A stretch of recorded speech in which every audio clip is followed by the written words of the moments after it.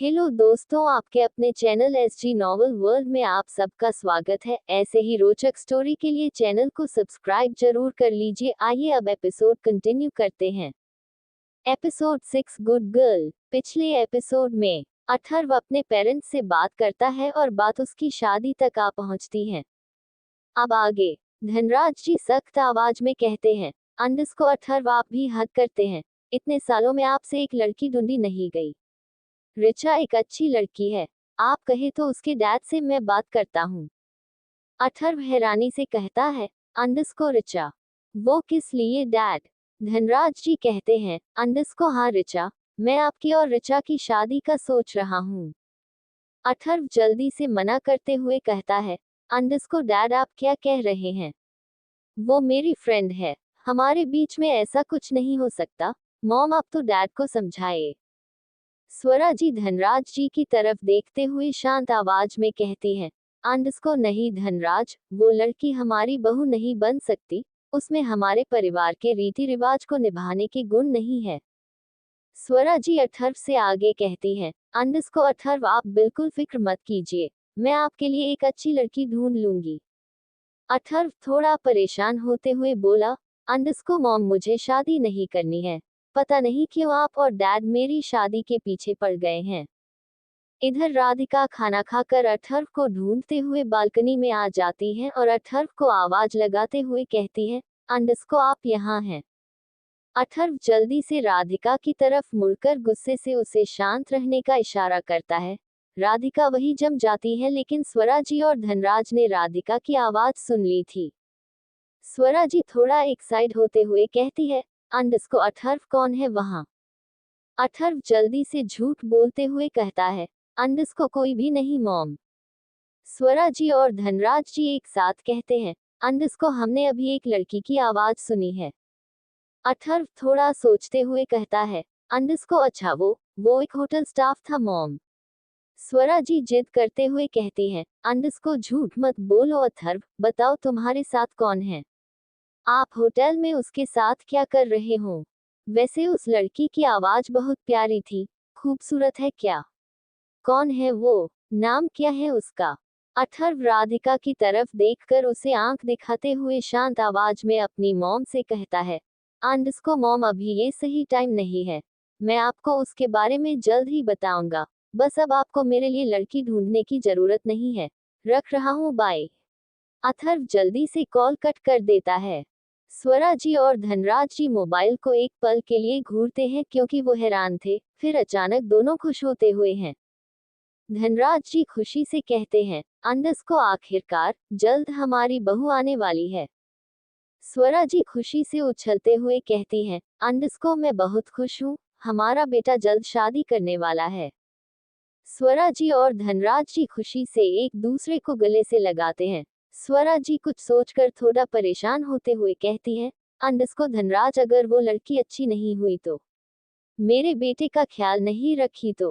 धनराज जी स्वरा जी की परेशानी समझ शांत आवाज में कहते हैं, अंडस्को स्वरा वो लड़की जैसी भी हो, हम उसे स्वीकार करेंगे, क्योंकि अथर्व उससे प्यार करता है, ये हमारे लिए ज्यादा इम्पोर्टेंट है।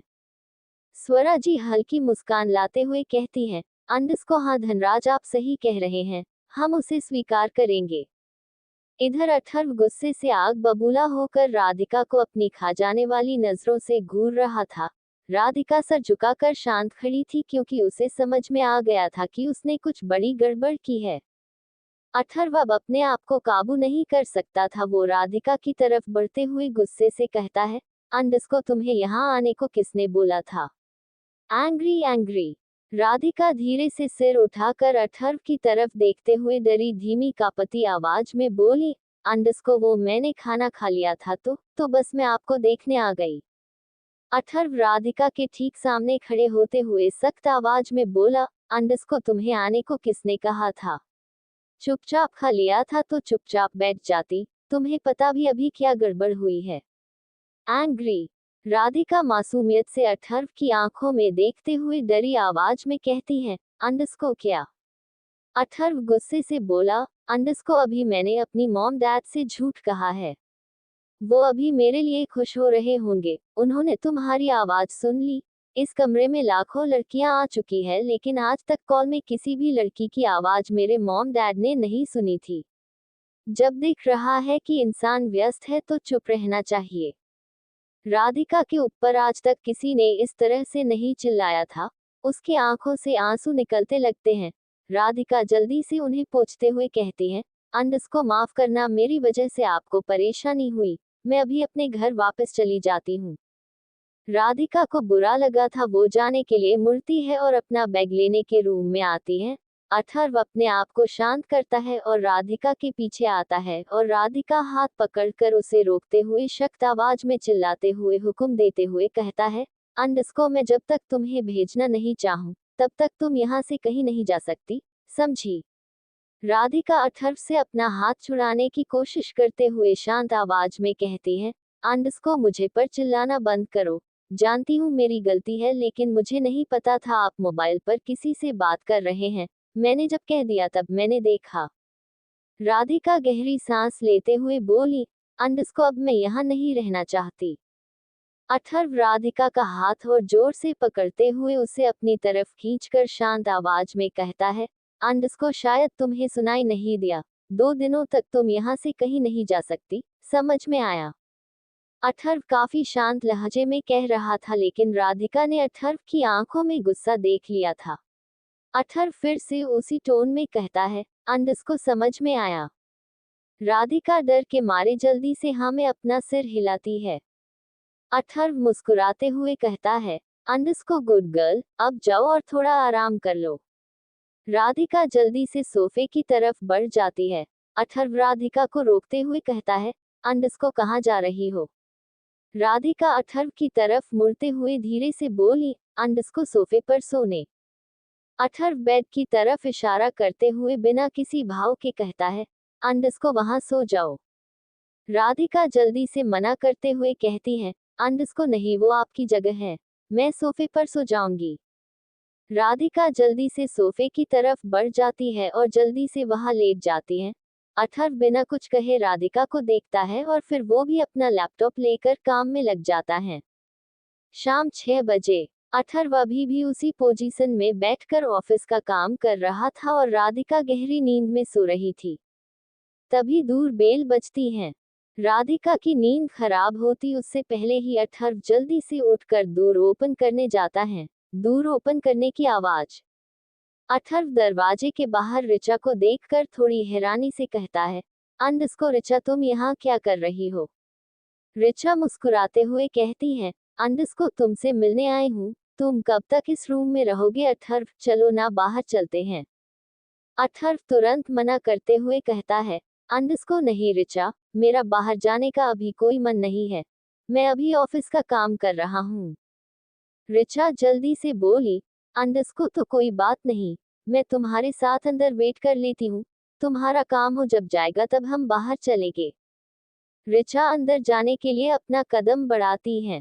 अथर्व जल्दी से ऋचा को बाहर ही रोकते हुए बोला, को नहीं, तुम अंदर नहीं आ सकती ऋचा। ऋचा हैरानी से अथर्व को देखती है। अथर्व ने आज से पहले उससे इस तरह से कभी बात नहीं की थी। ऋचा वही रुकते हुए बोली, को क्या हुआ अथर्व? तुम अभी किसी के साथ हो क्या? अथर्व थोड़ा रुककर बोला, को हाँ, प्लीज अभी तुम चली जाओ, हम कल ऑफिस में मिलते हैं। ऋचा को बुरा लग रहा था, लेकिन वो तब भी मुस्कुराते हुए बोली, को ठीक है, बाय एंजॉय, मुझे उसे लड़की के बारे में बताना जरूर। ऋचा वहां से लिफ्ट की तरफ जाने लगती है और अथर्व अंदर आकर दरवाजा बंद कर लेता है। ऋचा मुड़कर दूर को घूरते हुए गुस्से से कहती है, को कौन है वो लड़की एंग्री जिसके वजह से अथर्व ने मुझे इग्नोर किया? मैं उस लड़की को नहीं छोड़ूंगी। Bye TC. ऋचा के साथ आज से पहले ऐसा कभी नहीं हुआ था। अथर्व किसी भी लड़की के साथ कैसे भी हालत में रहता था, वो ऋचा के लिए डोर ओपन करता था और उसे अंदर भी आने का कहता था, लेकिन आज पहली बार ऐसा हुआ था। ऋचा उस लड़की को जानती तक नहीं थी, लेकिन अब उससे अभी से नफरत करने लगी थी। ऋचा गुस्से से वहां से जाने लगती है और तभी उसे होटल का एक स्टाफ दिखता है। ऋचा कुछ सोचकर जल्दी से उसके पास जाती है और कहती है, को 1 मिनट, मुझे तुमसे कुछ काम है। होटल स्टाफ ऋचा की तरफ देखता है और कहता है, अंडस्को जी मैम कहिए। रिचा इधर उधर देखते हुए धीरे से कहती है, अंडस्को यहाँ इस होटल में आपके VIP guest mister Atharva Roy रुके हुए हैं, मुझे जानना था, क्या वो अकेले हैं? होटल स्टाफ जल्दी से कहता है, अंडस्को सॉरी मैम, हमें ये बताने की इजाजत नहीं है, ये रूल्स के खिलाफ हैं, हम किसी भी गेस्ट की पर्सनल जानकारी आपको नहीं दे सकते। रिचा तुरंत अपने पर्स से 500 के काफी सारे नोट निकालते हुए बोली, अंडस्को अब इजाजत है। होटल स्टाफ इधर उधर देखते हुए कहता है, अंडस्को प्लीज मैम आप किसी को मत बताना। रिचा उस होटल स्टाफ को पैसे पकड़ाते हुए बोली, अंडस्को तुम इस बात की फिक्र मत करो, मैं किसी को नहीं बताऊंगी। होटल स्टाफ पैसे अपने जेब में रखते हुए बोला, अंडस्को मैम सर के रूम में एक बहुत ज्यादा खूबसूरत लड़की है, मैंने इतनी खूबसूरत लड़की आज तक नहीं देखी। मैंने सर रूम में हर दिन अलग अलग लड़कियां देखी है, लेकिन इस लड़की में बात थी, वो बहुत प्यारी और खूबसूरत थी। रिचा को गुस्सा आ रहा था लेकिन वो अपने आप को कंट्रोल करते हुए आगे बोली, अंडस्को तुमने उसे देखा है? होटल स्टाफ जल्दी से कहता है, अंडस्को जी मैम मैंने अपनी आंखों से देखा है, मैं ही दोपहर में सर के लंच के कर गया था, तभी मैंने उस लड़की को देखा था। रिचा चिढ़ते हुए मन में कहती है, अंडस्को मतलब वो लड़की दोपहर से अथर्व के साथ है? Angry expressionless. रिचा कुछ सोचते हुए बोली, अंडस्को अगर तुम्हें और पैसे चाहिए है तो तुम्हें मेरा एक काम करना होगा। होटल स्टाफ जल्दी से कहता है, अंडस्को कैसा काम मैम? रिचा धीरे से होटल स्टाफ के कान में कुछ कहने लगती है। एपिसोड 7 नशे में की अथर्व ने अजीब हरकत। अथर्व दूर लॉक करके अंदर आता है और उसकी नजर सोफे पर सो रही राधिका पर थम जाती है। राधिका सोते हुए काफी मासूम लग रही थी और अब अथर्व राधिका के खूबसूरत चेहरे को ध्यान से देखता है। राधिका के चेहरे पर मासूमियत थी, लेकिन दर्द भी दिख रहा था।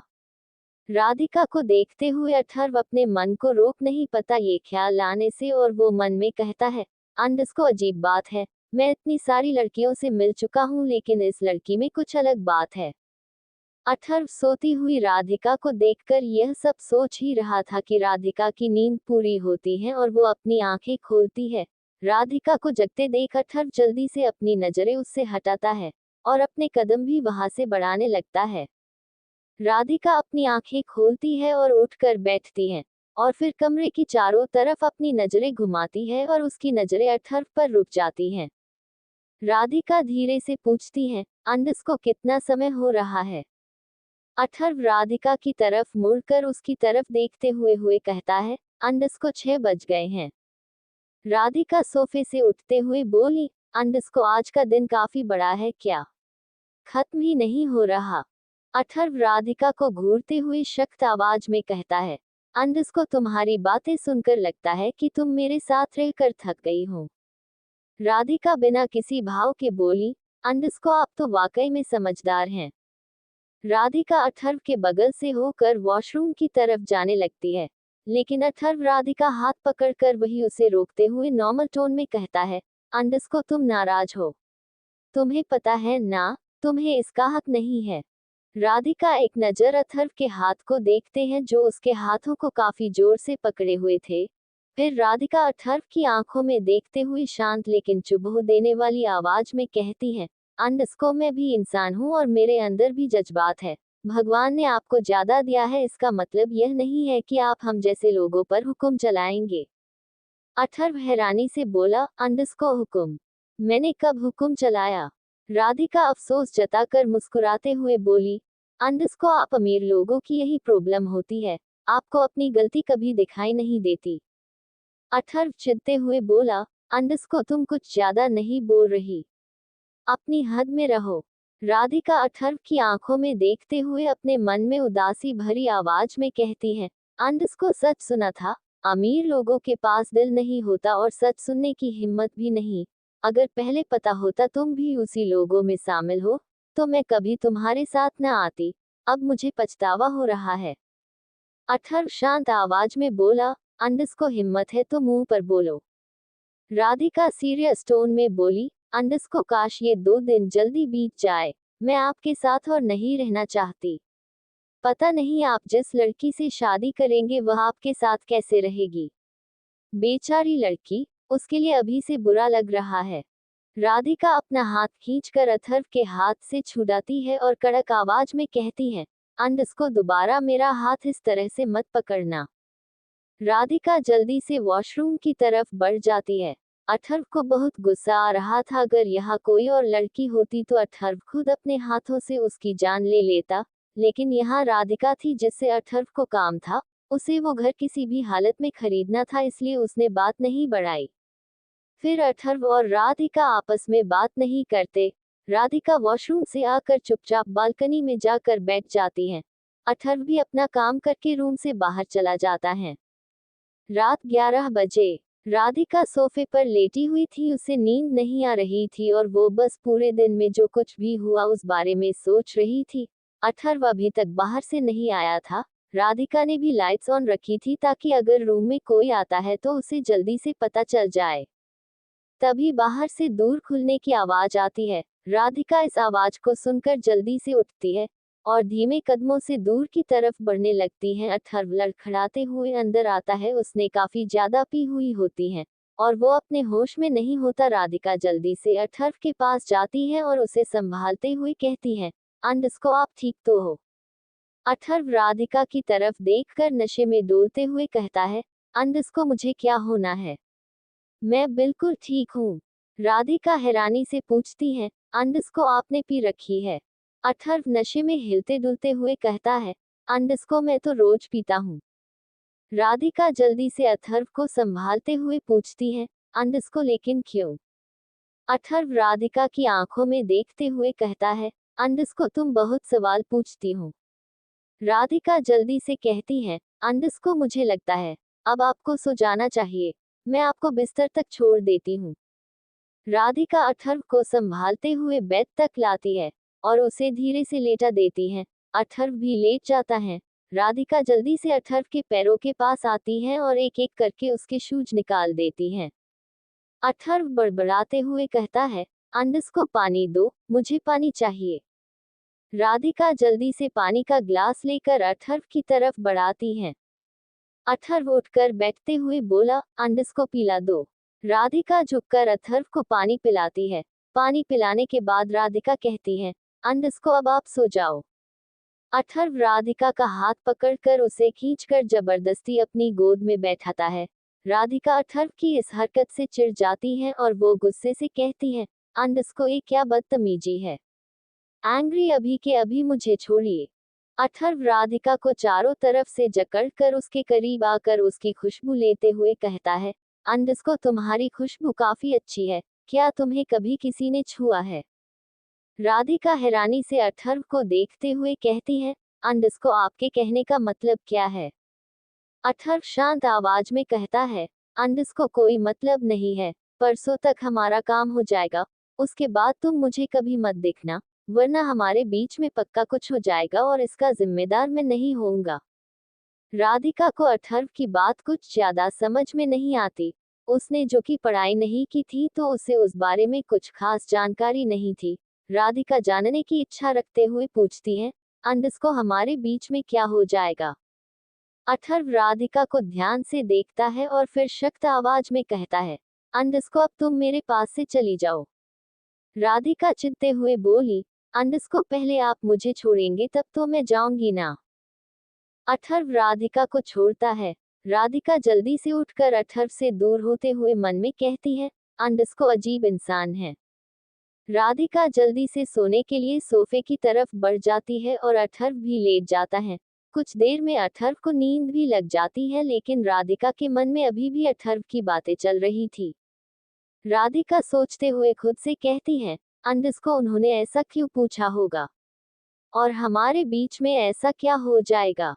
राधिका के मन में कब से ये सवाल घर कर रहा था। आधी रात बीत गई थी पर वह इसी बारे में सोच रही थी।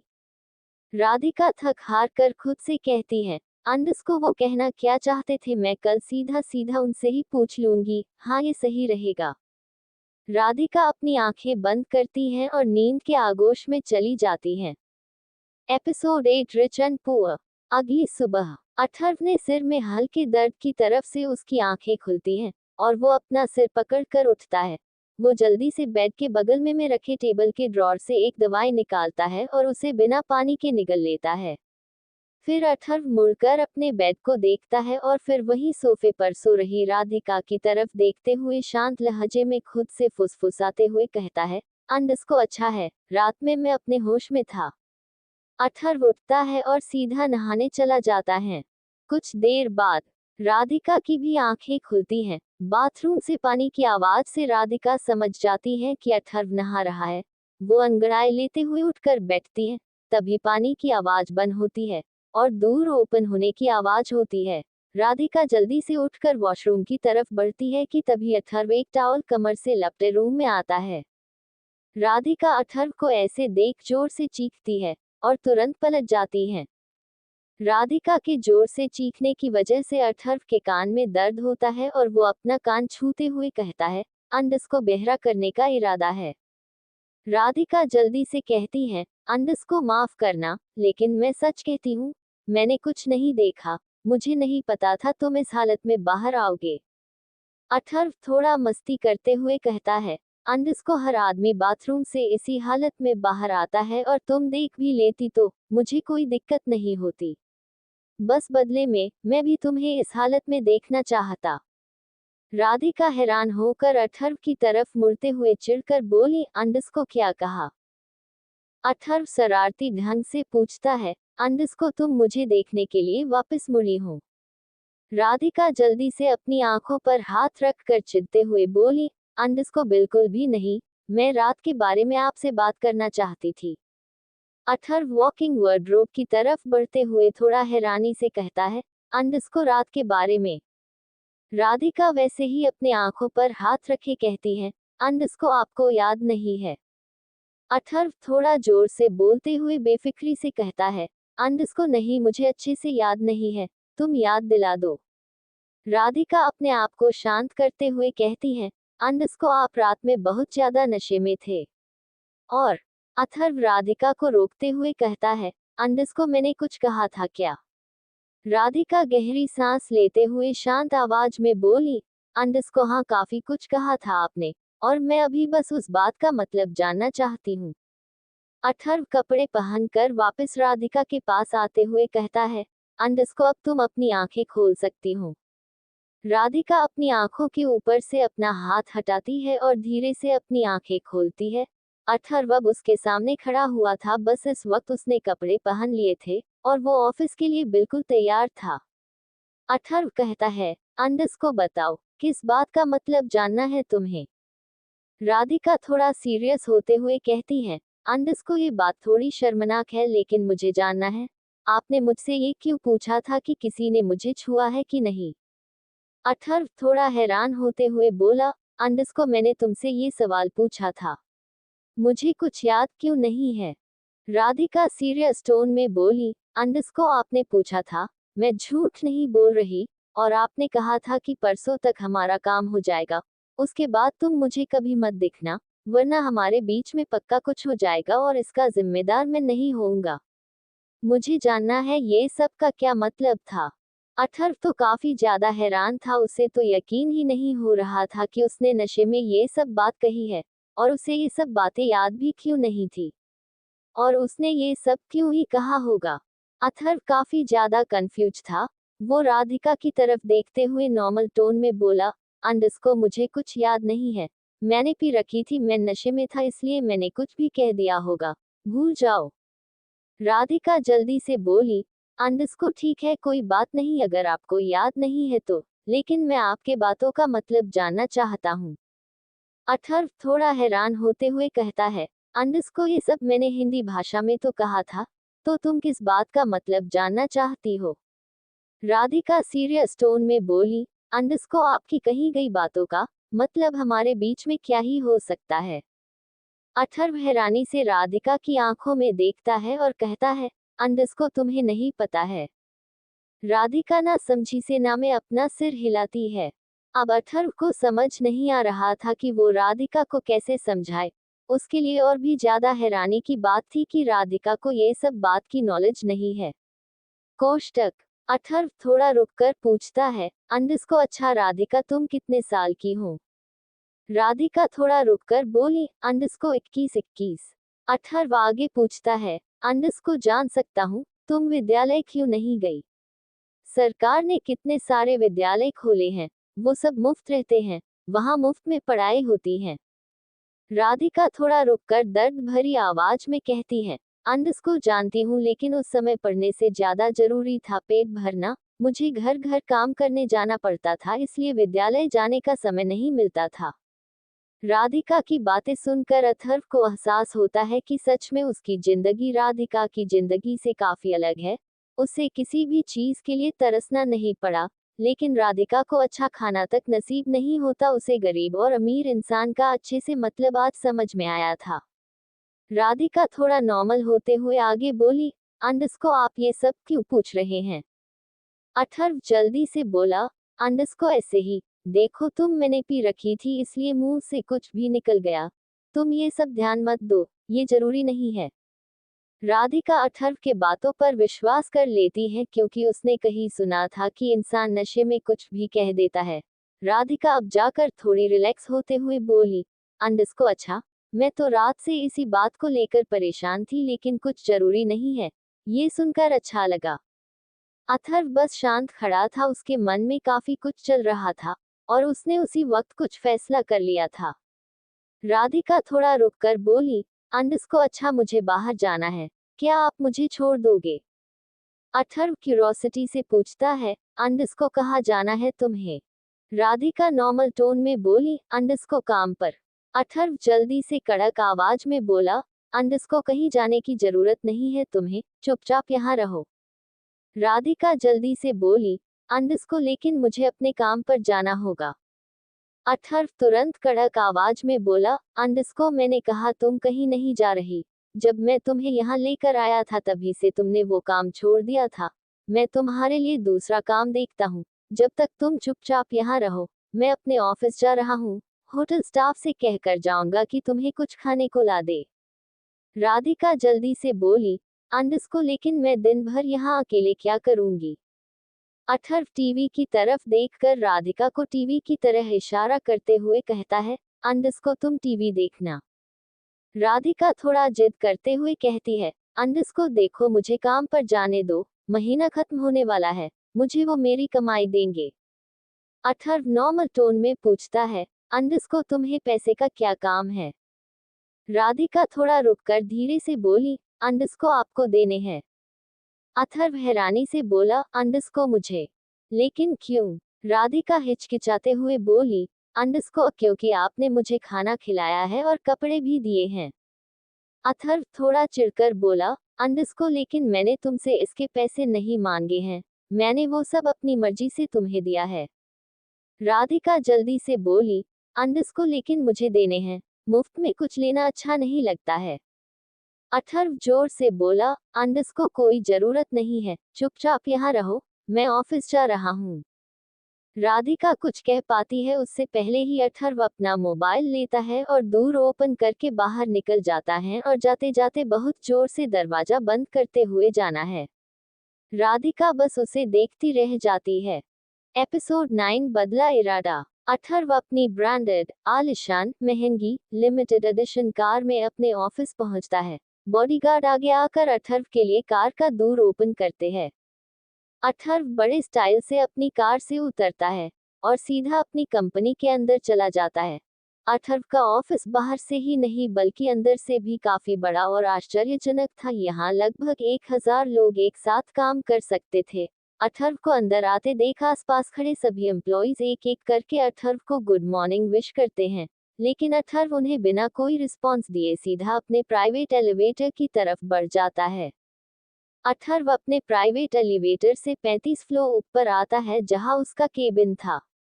अथर्व जैसे ही 35 फ्लोर पर अपना पहला कदम रखता है कि तभी ऋचा उसके पास आते हुए खुशी भरी आवाज में कहती है, अंडस को तुम आ गए। अथर्व ऋचा की तरफ देखते हुए मजाकिया लहजे में बोला, अंडस को लगता तो यही है। ऋचा अब अथर्व को नॉर्मल देखकर खुश थी।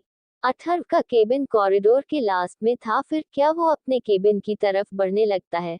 ऋचा भी अथर्व के पीछे पीछे चलते हुए एक सांस में कहती है, अंडस्को अथर्व, आज तुम्हारी बोर्ड ऑफ डायरेक्टर्स के साथ मीटिंग है, उसके बाद तुम्हारी पीआर टीम के साथ मीटिंग है, और फिर हमारे लंदन वाले बिजनेस पार्टनर तुमसे जूम पर मीटिंग करना चाहते हैं।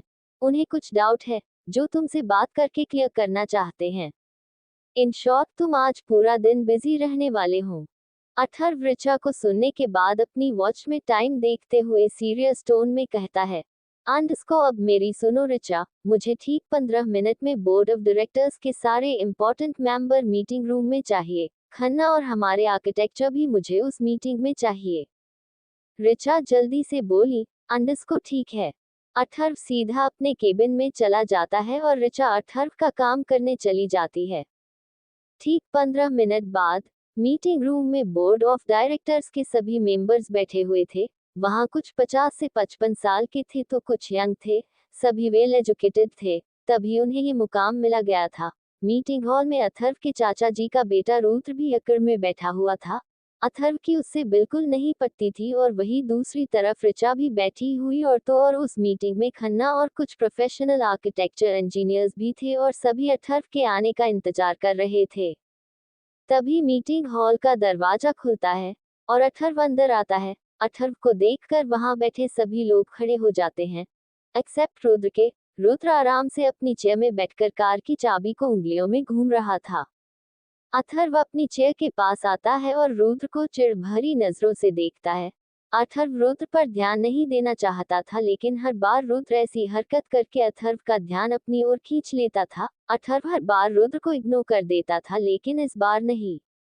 अथर्व नजरें घुमाकर सभी बोर्ड ऑफ डायरेक्टर्स को देखता है और ऋचा पर अपनी नजरें रोकते हुए कड़क आवाज में कहता है, अंडस्को ऋचा, मैंने तुम्हें साफ साफ नहीं कहा था मुझे मीटिंग रूम में बोर्ड ऑफ डायरेक्टर्स के सारे इम्पोर्टेंस मेंबर चाहिए, तो फिर यहाँ बेफिजूल लोग क्या कर रहे हैं? मुझे दोबारा यहाँ ऐसा कोई नहीं चाहिए जिन्हें सिर्फ हाथ में चाबी घुमाना आता है। रुद्र को अपनी बेइज्जती दिल में जाकर लगती है और वो चाबी घुमाना बंद कर देता है। वहां बैठे सभी लोग मुंह दबाकर हंसने लगते हैं। रुद्र माहौल को नॉर्मल करने के लिए हंसते हुए सभी से कहता है, अंडस्को आप लोग अथर्व को ज्यादा सीरियस मत लेना, वो हमेशा मेरे साथ ऐसा मजाक करता रहता है। अथर्व सख्त आवाज में रुद्र से बोला, अंडस्को यहाँ हम फैमिली फंक्शन में नहीं आए हैं, ऑफिस में हो तो एम्प्लॉय जैसा बिहेव करो। रुद्र अथर्व को कुछ नहीं कहता, लेकिन मन ही मन काफी गालियां देता है। आज अथर्व मूड में था, इसलिए वो खन्ना की तरफ देखते हुए कड़क आवाज में कहता है, अंडस्को और खन्ना मुझे लगता है तुम्हें दूसरों के घरों की इज्जत करनी चाहिए। जैसा भी हो, घर घर होता है, तुम्हें उसे खंडहर नहीं कहना चाहिए था। अब दोबारा तुम्हारे बारे में ऐसा कुछ सुनने को मिला तो मैं तुम्हें उसी खंडहर में दफना दूंगा। वहां सिर्फ खन्ना और अथर्व ही इस बात को अच्छे से बात समझ रहे थे। खन्ना तुरंत सिर झुकाकर अपनी गलती मानते हुए कहता है, अंडस्को सॉरी बॉस, गलती हो गई, दोबारा ऐसा नहीं होगा। अथर्व अब जाकर शांत होता है और अपनी चेयर में बैठता है। अथर्व को बैठता देख सभी अपनी चेयर में बैठ जाते हैं। ऋचा अथर्व के बिहेवियर को अच्छे से जानती थी। जब उसे गुस्सा आता तो वो किसी को नहीं छोड़ता था। अथर्व ऋचा की तरफ देखते हुए शांत आवाज में कहता है, अंडस्को ऋचा, तुम्हारे डैड कहाँ है? ऋचा बैठते हुए धीरे से कहती है, अंडस्को अथर्व, मेरे डैड सिंगापुर गए हैं, इसलिए उनकी जगह मैं यहाँ आई हूँ। मेरे जो भी वर्ड्स होंगे वो सब उनकी तरफ से होंगे। अथर्व की कंपनी का कुछ हिस्सा ऋचा के डैड ने खरीद लिया था, इसलिए कुछ साल पहले ही उन्हें बोर्ड ऑफ डायरेक्टर्स का मेंबर बनाया गया था। अथर्व ऋचा की तरफ देखकर हाँ में अपना सिर हिला देता है। अब सभी अथर्व को सुनने के लिए तैयार थे। अथर्व गहरी सांस लेते हुए अपनी बात की शुरुआत करते हुए सीरियस टोन में कहता है, अंडस्को मैंने आप लोगों को इतने अर्जेंट में इसलिए बुलाया है क्योंकि मैंने कुछ फैसला किए हैं जो मैं आप सभी को बताना चाहता हूँ। मैं चाहता हूँ कि हमने बिहार में जो जमीनें खरीदी है वहाँ एक स्कूल और हॉस्पिटल बनाया जाए। बोर्ड ऑफ डायरेक्टर्स का एक मेंबर आपत्ति जताते हुए बोला, अंडस्को लेकिन हम सब ने तो पिछली मीटिंग में ही फैसला कर लिया था कि उस जगह में देश का सबसे बड़ा मॉल बनाया जाएगा, जिससे हम सभी को फायदा होगा। अथर्व अकड़ के साथ बोलता है, अंडस्को अब मैंने अपना फैसला बदल दिया है। किसी को मेरे फैसले से कोई प्रॉब्लम है तो अभी बोल दे। अथर्व सभी की तरफ अपनी कठोर नजरें घुमाता है, जैसे आंखों ही आंखों में कह रहा हो, अगर मेरे फैसलों से तुम्हें कोई भी प्रॉब्लम हुई तो मैं तुम्हें छोड़ने वाला नहीं हूँ। किसी के पास भी हिम्मत नहीं थी कि वह अथर्व के फैसलों पर सवाल उठा सके। वो सभी शांत थे। रुद्र को देखकर लग रहा था कि उसे अथर्व के फैसले से प्रॉब्लम है, लेकिन वो जानता था कि वो अथर्व के डग नहीं जा सकता है। ऋचा सभी को शांत देख अपना गला ठीक करते हुए कहती है, अंडस्को अथर्व, क्या हम जान सकते हैं तुमने फैसला क्यों बदला है? क्योंकि उस जगह पर मॉल बनेगा तो हमारा ज्यादा फायदा होगा। सभी बोर्ड ऑफ डायरेक्टर्स के मेंबर्स ऋचा की बातों पर हाँ में हाँ मिलाने लगते हैं। अथर्व थोड़ा रुककर सोचते हुए शांत आवाज में कहता है, अंडस्को कोई खास वजह नहीं है, बस मेरा मन बदल गया। ऋचा जल्दी से अथर्व की तरफ से बोली, अंडस्को ठीक है, जैसा तुम चाहो, मुझे तुम्हारे फैसले से कोई प्रॉब्लम नहीं है। आई मीन डैड को तुम्हारे फैसलों से कोई प्रॉब्लम नहीं होगी। अथर्व सभी बोर्ड ऑफ डायरेक्टर्स की तरफ देखता है। वो सभी भी अथर्व के फैसले में उसके साथ थे। अथर्व आर्किटेक्चर इंजीनियर की तरफ देखते हुए कहता है, अंडस्को सभी ने सुन लिया है तो मुझे बेस्ट डिजाइन चाहिए। मैं चाहता हूँ इस देश का सबसे अच्छा स्कूल और हॉस्पिटल उस जगह पर बने। मैं आप सभी को 1 वीक का समय देता हूँ, मुझे बेस्ट डिजाइन चाहिए। Now meeting is over. सभी अपनी अपनी चेयर से उठते हैं और वहां से जाने लगते हैं। अथर्व भी वहां से चला जाता है। मीटिंग हॉल में अब सिर्फ रुद्र और ऋचा बैठे हुए थे। ऋचा उठकर जाने लगती है कि तभी रुद्र अपनी चेयर से उठते हुए कहता है, अंडस्को मैं कल ही तुम्हारे डैड से मिला था, वो तो यहीं पर है, तुमने अथर्व से झूठ क्यों बोला? ऋचा रुक जाती है और रुद्र की तरफ मुड़ते हुए सख्त आवाज में कहती है, अंडस्को तुम अपने काम से काम रखोगी तो ज्यादा अच्छा रहेगा, मेरे डग जाने की कोशिश मत करो। रुद्र मुस्कुराते हुए कहता है, अंडस्को ऋचा, तुम्हारी आवाज सुनकर लग रहा है कि तुम अभी भी अथर्व को पाने में नाकामयाब हो। तुम्हें पता होना चाहिए वो तुम्हें एक अच्छा दोस्त मानता है।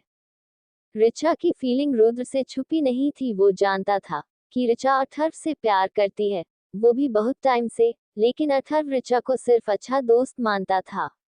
कोष्टक रुद्र को अपनी दुखती नस पर हाथ रखता देख ऋचा चिढ़ने की बजाय रुद्र को करारा जवाब देते हुए बोली, अंडस्को तुम तो रहने हो दो रुद्र, कम से कम अथर्व मुझे तुमसे बेहतर मानता है। दोबारा यहाँ अपनी बेइज्जती करवाने मत आ जाना। बाय, चलती हूँ, अब हर कोई तुम्हारे जैसा फ्री नहीं रहता। रुद्र का चेहरा सख्त हो जाता है। ऋचा रुद्र को देखकर मुस्कुराती है और मीटिंग हॉल से बाहर निकल जाती हैं। और वो जल्दी से अथर्व के पीछे जाते हुए उसे आवाजें लगाते हुए कहती हैं, अंडस्को अथर्व 1 मिनट रुको।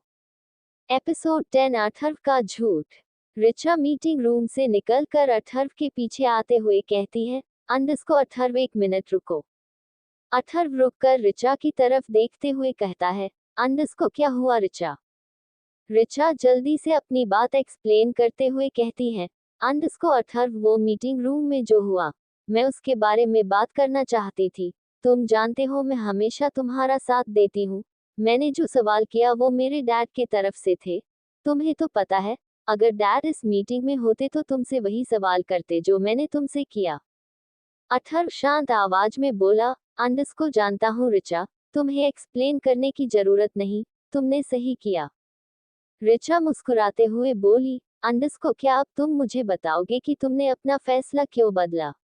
मैं तुम्हारी बेस्ट फ्रेंड हूँ, तुम्हें मुझसे बात नहीं छुपाना चाहिए। अथर्व अथर्व थोड़ा सीरियस होते हुए बोला, अंडस्को ऋचा, तुम जानती हो मैं अपने मन की सुनता हूँ, और मेरा मन मॉल बनाने की जगह में अब स्कूल और हॉस्पिटल बनाने का कर रहा है। मुझे यकीन है तुम्हें इससे कोई प्रॉब्लम नहीं होगी। ऋचा सीरियस टोन में बोली, अंडस्को मुझे क्यों प्रॉब्लम होगी? तुम जो करते वो तुम्हारी कंपनी और हम सब के लिए अच्छा होता है।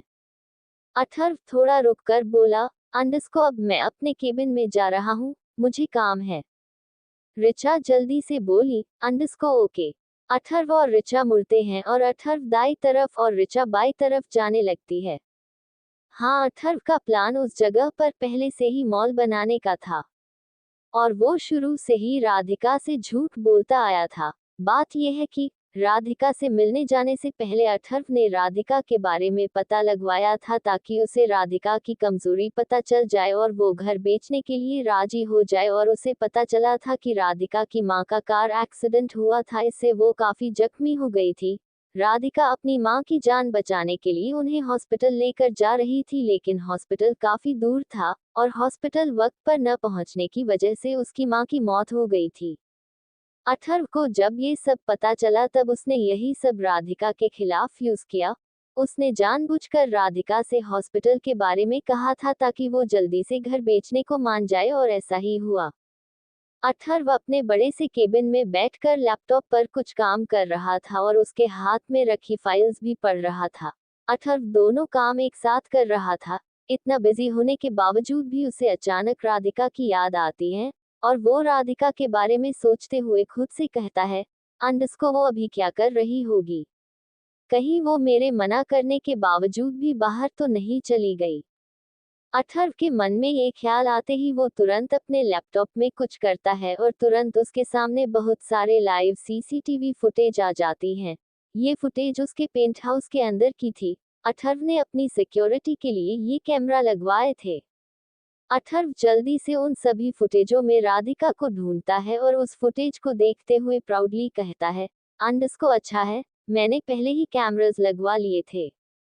अथर्व उन कैमरा फुटेजों में एक फुटेज देखने लगता है जिसमें राधिका सोफे पर बैठकर टीवी देख रही थी और वो काफी ध्यान से मग्न होकर टीवी देख रही थी। राधिका का पूरा ध्यान टीवी देखने में था। अथर्व राधिका को पेंट हाउस में ही मौजूद देख शांत आवाज में कहता है, अंडस्को ये तो यही है, मैं तो बेमतलब का उस पर शक कर रहा था। अथर्व कुछ देर राधिका को ही देखते रहता है और उसकी एक एक हरकत देखता है। पता नहीं क्यों, लेकिन अथर्व को ये सब अच्छा लग रहा था और राधिका को देखने के चक्कर में अपना काम भी भूल गया था। काफी देर तक राधिका को देखने के बाद अथर्व परेशान होते हुए खुद से कहता है, अंडस्को ये कब से टीवी देख रही है? कोई इसे बताए, इतना टीवी देखना अच्छा नहीं होता। तभी अथर्व के मन में एक और ख्याल घर करता है और वो रात की फुटेज देखने लगता है और खुद से कहता है, अंडस्को मैं भी तो देखूं, मैंने वो सब कहा भी है कि नहीं? हो सकता है वो लड़की मुझे बेवकूफ बना रही हो। अथर्व जल्दी से रात की फुटेज देखने लगता है और वो धीरे धीरे करके सारी फुटेज देखता है, जिसमें राधिका उसे पकड़कर बेड पर लिटाती है और फिर उसके शू उतारती है और फिर उसे पानी पिलाती है। और उसके बाद की फुटेज देखकर अथर्व हैरान था। वो नशे में जबरदस्ती राधिका को अपनी गोद में बैठा लिया था और उसे सूंघ रहा था। अथर्व उस फुटेज को देखकर अपने आप पर गुस्सा करते हुए कहता है, अंडस्को ये मैंने क्या किया? एंग्री में उसे सूंघ रहा था, मतलब मैंने उससे कहा होगा कि उसकी खुशबू अच्छी है। गॉड, मैंने कल क्यों ही पी? मैं अपने होश में क्यों नहीं था? अथर्व पछताए से अपना सिर टेबल पर दे मारता है। अथर्व जल्दी से अपना लैपटॉप बंद करते हुए अपनी गलती मानकर अफसोस जताते हुए कहता है, अंडस्को अब मैं मानता हूँ मैंने वह सब कहा होगा। अथर्व को अपने आप पर बहुत गुस्सा आ रहा था। वो बहुत ज्यादा पछतावे में था और वो सब नॉर्मल करने के लिए खुद से कहता है, अंडस्को कोई बात नहीं, गलती इंसानों से ही होती है, मुझे इसके बारे में और कुछ नहीं सोचना, मुझे बहुत काम है, मुझे अपना ध्यान काम पर लगाना चाहिए। अथर्व अब जानबूझकर अपने आप को काम में झोंक देता है। इधर रिचा अपने केबिन में ऑफिस का कुछ काम कर रही थी। तभी टेबल पर रखा उसका मोबाइल फोन रिंग करने लगता है। रिचा अनजान नंबर देख आराम से कॉल उठाती है और कहती है, अंडस्को हेलो, कौन बोल रहा है? फोन के उधर से आवाज आती है, माम मैं वो होटल से बोल रहा है। रिचा जल्दी से बोली, अंडस्को तुम हो, मुझे यही बताने के लिए कॉल किया है ना तुमने? वो लड़की जा चुकी है, मुझे ये पहले ही पता चल गया है। वो आदमी कहता है, अंडस्को एक मिनट मैम, आपको किसने कहा कि वह लड़की जा चुकी है? वो अभी भी उस पेंट हाउस में है। रिचा हैरानी से बोली, अंडस्को क्या? ये तुम क्या बोल रहे हो? वह आदमी बोला, अंडस्को हाँ मैं सच बोल रहा हूँ, आपको यकीन ना हो तो आप खुद आकर देख सकती हैं, वो लड़की आपको उसी पेंट हाउस में मिलेगी। रिचा थोड़ा रुककर अपना गुस्सा शांत करते हुए बोली, अंडस्को तुम अभी भी उस पर नजर रखो, वो जैसे ही कहीं जाती है तो मुझे बताना। वह आदमी कहता है, अंडस्को वो सब तो ठीक है मैम, लेकिन आप मेरे पैसे दे देती तो। रिचा जल्दी से बोली, अंडस्को तुम पैसों की फिक्र मत करो, तुम्हारे पैसे तुम्हें शाम को मिल जाएंगे। अभी रखो। रिचा गुस्से से कॉल कट कर देती है और गुस्से से चिढ़ते हुए कहती है, अंडस्को अथर्व को खुश देखकर लगा था कि वो लड़की जा चुकी है, लेकिन ऐसा कुछ नहीं था, वो लड़की अभी भी उसके पेंट हाउस में है। अथर्व तो एक लड़की के साथ 12 घंटे से ज्यादा नहीं रहता, तो फिर वो लड़की अभी तक उसके पेंट हाउस में क्या कर रही है? Angry angry angry. रिचा गुस्से से अपने डेस्क पर रखा सामान नीचे फेंकती है और लंबी लंबी सांसें लेने लगती है। रिचा कुछ सोचते हुए कहती है, अंडस्को नहीं, मैं इतनी आसानी से हार नहीं मान सकती। अथर्व सिर्फ मेरा है, मुझे फर्क नहीं पड़ता वो अपनी रातें किसके साथ गुजारता है, लेकिन वो किसी से प्यार नहीं कर सकता, मैं उसे किसी से भी प्यार नहीं करने दूंगी। मैं अथर्व को अपना बनाकर रहूंगी, चाहे मुझे कुछ भी करना पड़े। बाकी का नेक्स्ट एपिसोड नेक्स्ट पार्ट में कवर करेंगे। कहानी को लाइक शेयर कमेंट जरूर करें और प्लीज लाइक भी जरूर करें। Thank you.